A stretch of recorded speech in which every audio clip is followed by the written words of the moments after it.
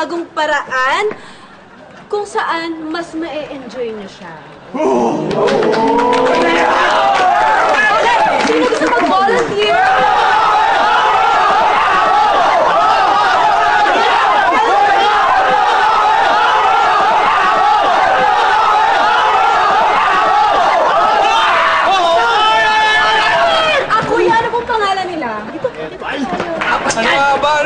Donald!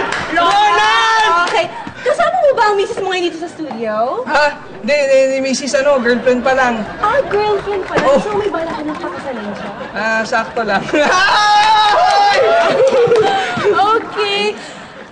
Ronald, nakikita mo ba itong mga hotdog yan? Oh. Sa'yo yan. Ha? Sa'yo yan. Kaya, You go, boy. curious ka na ba kung anong gagawin ko sa hotdog mo ngayon?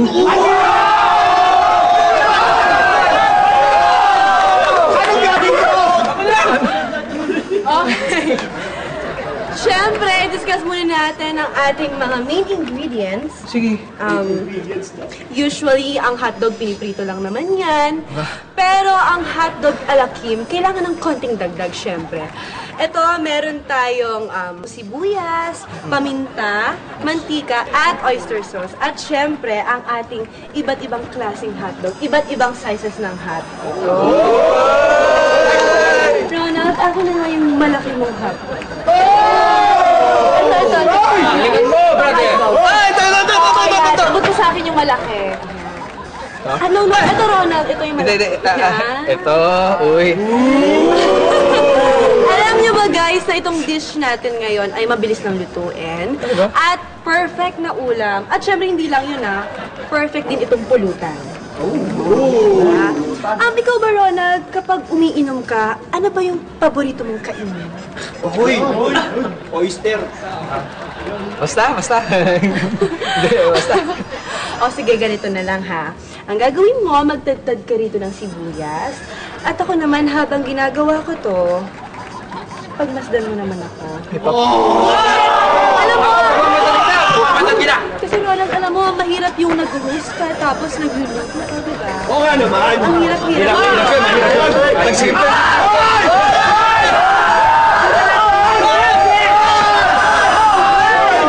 Alam ba, meron ba akong ginagawang mali? Ay, hindi. Hindi ka makakamali sa buong buhay mo. Tama ka palagi. Tuloy mo lang.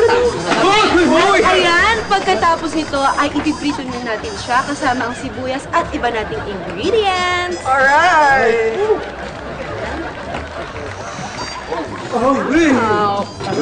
Oh, tumitilamsik! Aray ko! At eto na ang ating finished product! Ronald, gusto mo na ba itong tikman? Ba, syempre. Pero syempre bago ang lahat, kukunin ko muna ang aking pantikim. Sandali lang pala, bago ko ipatikim sa'yo, ako muna pala yung titikim kasi baka hindi siya masarap. Okay lang. Pwede! Gusto ko yun!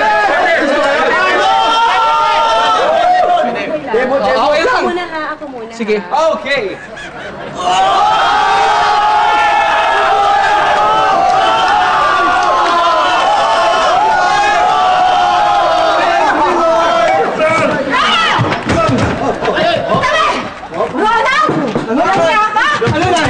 Nasaan ako? Ano? Nakita mo lang kumain ng hotdog si Kim? Di mo na kinaya? Hindi matay ka pa? Eh, grabe yung kain eh! Right na tayo! Kumain ka ng hotdog pag isa mo! Yeah! Love you.